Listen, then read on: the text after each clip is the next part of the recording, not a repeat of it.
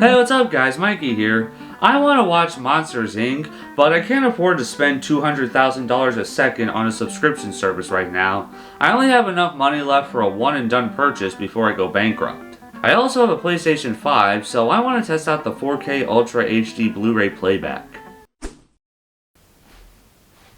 This solves everything! TV shows and movies. They were so much better back in the day. Not just because they were produced with inspiration and effort in the past compared to just for money nowadays, but back in the day when we didn't have the cookie cutter lifestyle of paying for 30 plus different subscription services, we had to make do with whatever was on with reruns on the one cable TV distributor we had to settle for.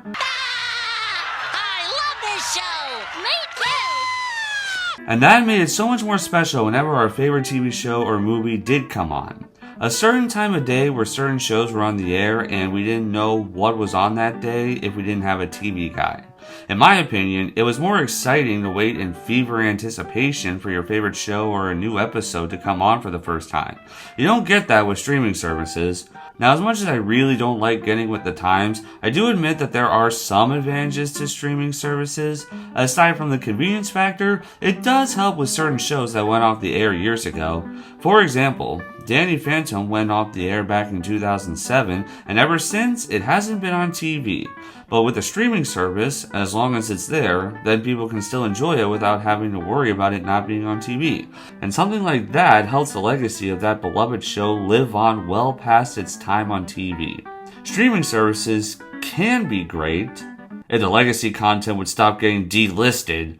The third biggest problem with subscription services today is everything that's available to stream. What's available to stream? Every service is removing projects left, right, and center like there's no tomorrow. One of, if not the most egregious examples, is Max removing the entirety of Cartoon Network and all animated DC content. Clearly not even having a microscopic amount of respect or admiration for animation.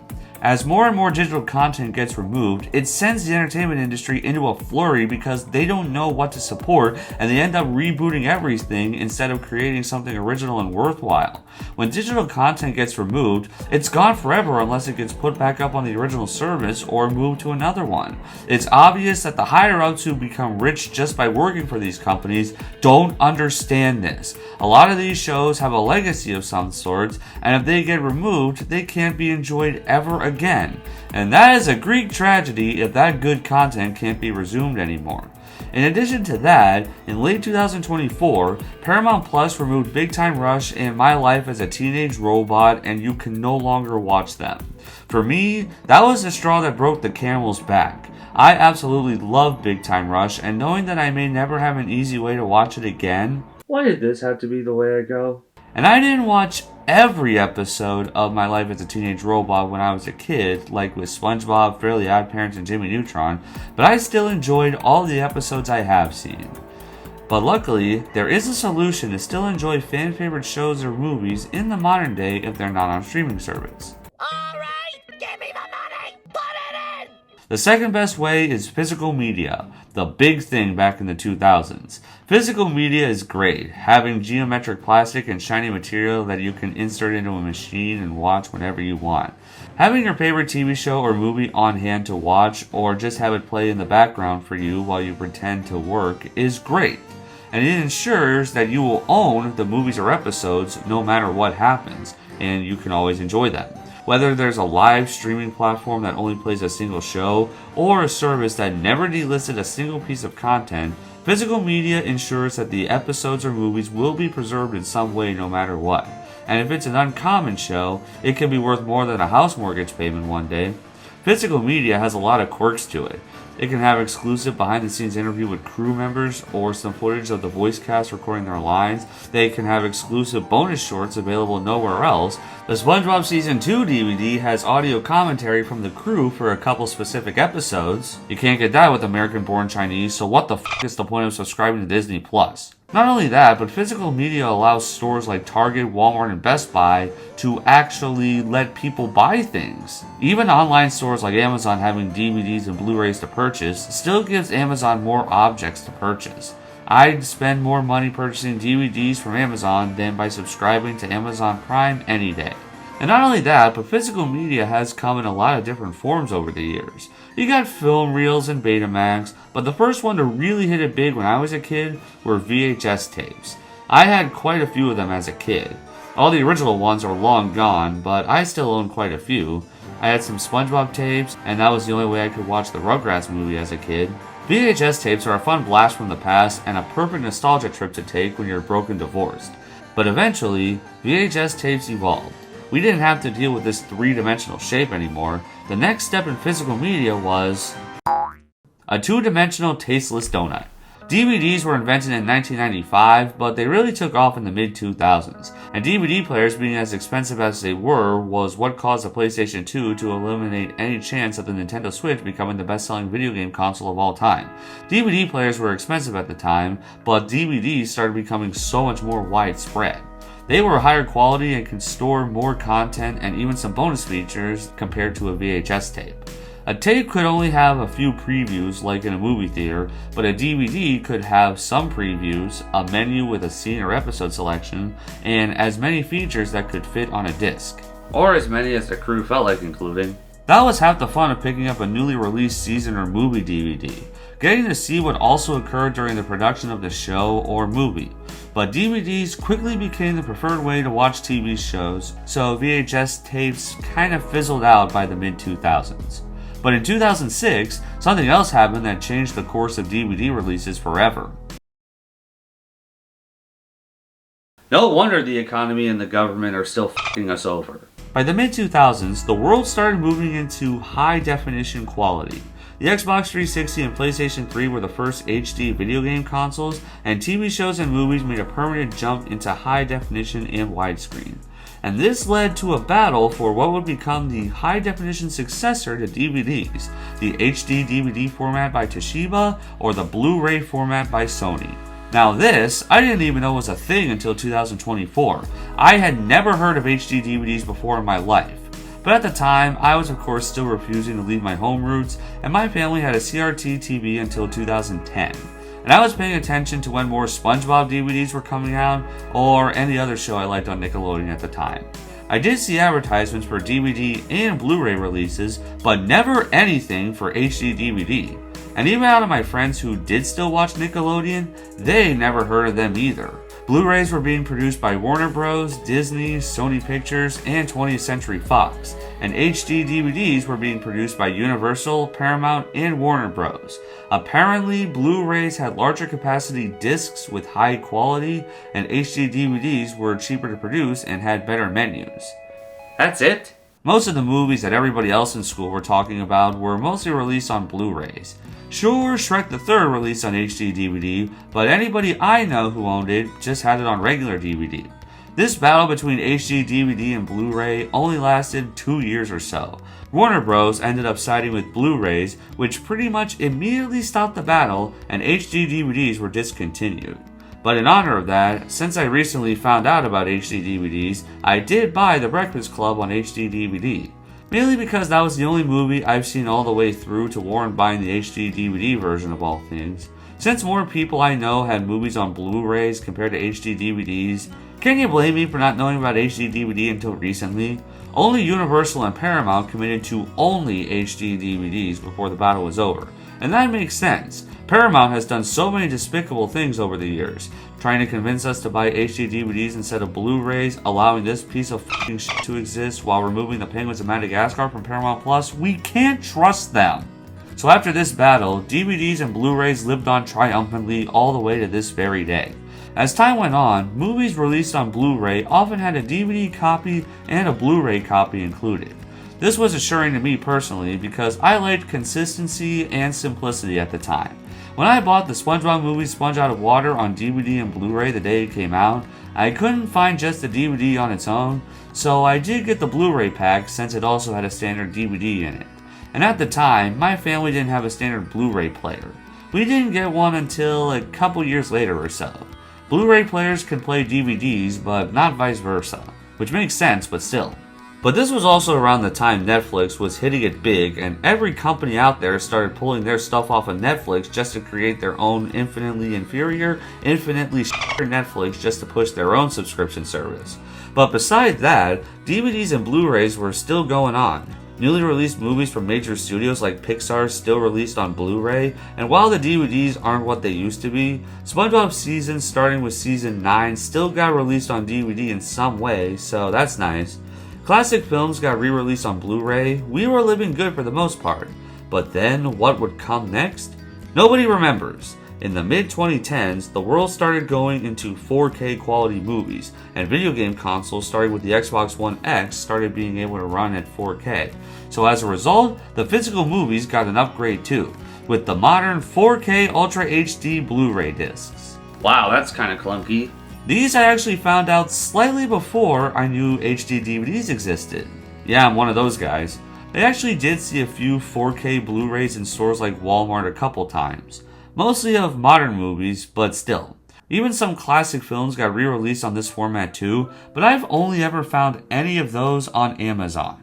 Similar to how HD DVD players existed for those discs, they also have 4K Ultra HD players for the new discs. I never heard of either because I didn't know 4K discs existed until last year or so, and we could clearly see how expensive they are, so I don't know if I'll ever invest in one. Especially since the PS5 can already do that, so it doesn't matter either way. But even though I didn't know these discs exist until recently, that says more about the state of the TV and film industry rather than the marketing. With so many movies coming straight to streaming services, and some not even released in theaters initially, like with the SpongeBob movie Sponge on the Run, or releasing in both at the same time in the case of Wonder Woman 1984, the industry feels like they don't need to advertise the movies releasing on 4K Blu-rays, and these people clearly never take into account the possibilities of those movies getting removed from streaming services. Now sure, there are those companies that will never have anything of theirs taken down. The simulation would start crumbling if Toy Story 1 is ever removed from Disney+. But there are the cult classics like My Life as a Teenage Robot that was ruthlessly removed from Paramount Plus for no reason. It was that reason that led me to purchase the whole series on DVD. If Paramount Plus won't have a soul, then I will, and I have these to watch the show without needing to jump through hoops to find out where else they're available to stream. I'll never get over the fact that this happened, but with VHS tapes, DVDs, HD DVDs, Blu-rays, and 4K Ultra HD Blu-ray, I've covered all the main forms of physical media. I really need to watch my own wording. Throughout the 2000s, people really tried all sorts of ways to deliver physical episodes or movies. We got the 2003 Video Now player by Hasbro and Tiger Electronics. Can you tell? These discs were proprietary and held only a half hour worth of content on it. I recently bought this one that has 3 different discs: Scooby-Doo, SpongeBob, and the Fairly Odd Parents. I never had one of these as a kid, and I'm kinda glad I didn't.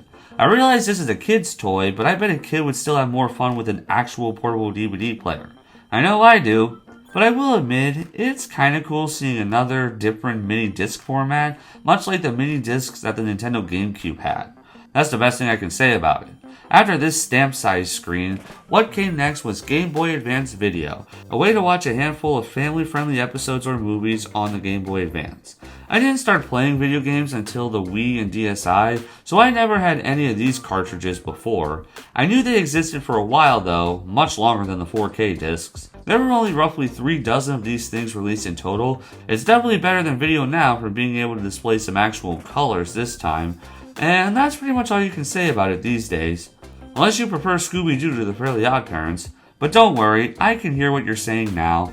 Mikey, enough with this cartridge talk, go back to discs. That's oddly specific. Well, luckily, we have another unsuccessful video format, Universal Media Disc Video for PlayStation Portable, or UMD Video for PSP for short. When the PSP launched in 2005, it was marketed as being a portable PlayStation 2. Since the PS2 could play movies, the PSP could also do this. And with these proprietary mini discs having bigger file size than Game Boy Advance cartridges, they could fit more video and audio sizes on them, giving a much better way to watch SpongeBob Season 1 episodes. If you don't already own the complete first season of SpongeBob on DVD, UMD on PSP had so many more releases considering the type of audience the PSP catered towards compared to the GBA, but unfortunately, no matter how hard Sony tried to push the format onto us, it ended up dying out by 2010 or so. I knew about this ever since I saw some PSP commercials back in the day, but I never bought a PSP. But it's cool that you could play games and watch movies on the PSP back in the day, making it easy to do all sorts of crap on the go before the Steam Deck existed. And now that I went over all the main physical media formats that I heard about from one point or another, it's so cool seeing all these formats with each other. VHS tapes, DVDs, Blu-rays, HD DVDs, 4K Ultra HD Blu-ray, Video Now, GBA Video, and UMD Video. It's definitely a wide variety of ways to consume your favorite TV shows or movies, in more ways than one. So many different colors, shapes, sizes, formats, etc. All exclusively for people that have souls. Physical media has so many more advantages than streaming. Not only can you hold them, but it's just cool to have them after waiting so long for them to release physically. And not only are they fun to look at, but they're all distinct enough so that you'll never mix it up. Not only are streaming services totally soulless by comparison, but they're all the same shape and size, and half of them are the same colors. How the fuck am I supposed to differentiate between Amazon Prime from Paramount Plus? I don't have that issue with these physical releases. And not only do these help preserve a show that gets delisted from streaming, but they also help keep certain episodes alive. As I went over before, episode 108, Midlife Crustacean from Season 3, was removed from all streaming services in the States because of the controversy it stirred up 15 years after it came out. With the Season 3 DVD, I don't have that issue. Not only that, but Jimmy Neutron randomly has some episodes not available to stream. Specifically the Season 1 episodes, When Pants Attack, Party at Neutrons, and Ultra Sheen. The reasons why are an absolute crater-shaped rabbit hole, but again, with those episodes on the complete series DVD, I can watch them all I want. The Amanda Show has random episodes from Season 2 not on Paramount Plus, and episode 31 from Season 3 is the only Season 3 episode on Paramount Plus at all. Again, these DVDs solve that issue.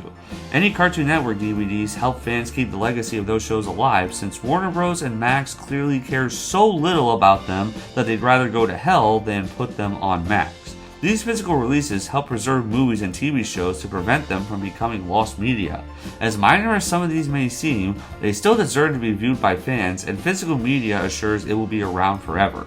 And these companies don't understand that's what they're around for. It's not just about money, it's to keep the movies alive. Sure, they'll continue to release Wicked and all Pixar films on DVD in some way, and Nickelodeon has been releasing complete series DVDs of their animated shows, but I haven't seen them for Tough Puppy, Drake and Josh, or Victorious yet. And with nobody knowing about these modern day projects, I doubt they'll ever get physical home media releases. But objectively, the worst tragedy for physical media as of late is without a doubt the reason my Thanksgiving was ruined last year. I went into Target to do some shopping and found out that the section that sold DVDs and Blu-rays was completely gone and only had books. What's the point of going on? I remember going to Target on the release of a new DVD I wanted so many times as a kid and always being able to buy them when they came out. Nowadays, I won't be able to experience that anymore, and I feel the most depressed I've felt in a long time. Well, I guess I could try Best Buy. Alright, that just leaves Walmart. Thank God Walmart is still selling physical movies and TV shows. Without them, I'd hate to buy them only on Amazon and have to wait a week for them to arrive. That's exactly what I had to do with the SpongeBob Season 13 and 14 DVDs. It breaks my heart that one of my favorite childhood stores just doesn't have enough of a soul to sell physical DVDs anymore. And yet they make even less sense because they're selling CDs and vinyl of popular modern day music artists, aka dog shit. Can somebody who makes sense explain to me why Target is willing to sell CDs and vinyls, which are factually older than DVDs and Blu-rays, but not actual DVDs and Blu-rays in 2025? Nope. And on the topic of not making sense, why do so many Blu-rays and 4K Blu-rays also come with a digital code for the movie? If you're buying Monsters Inc. on 4K in the current year, it's because you want to own it physically. So what the f*** is the point of including a download code in this box? I don't know.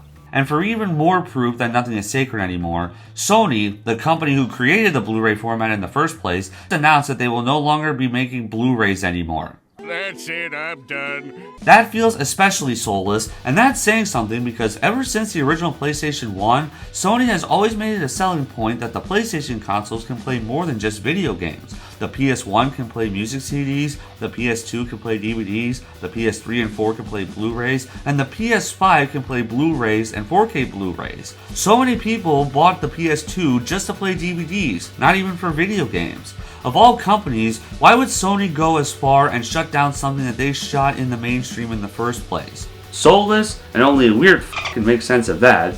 And why do they still allow us to use those discs on their current consoles with disc drives? And why are they still producing physical discs for PlayStation 5 games? And why do they try so hard to sell us on UMD video for PSP just to shut down Blu-ray in 2025?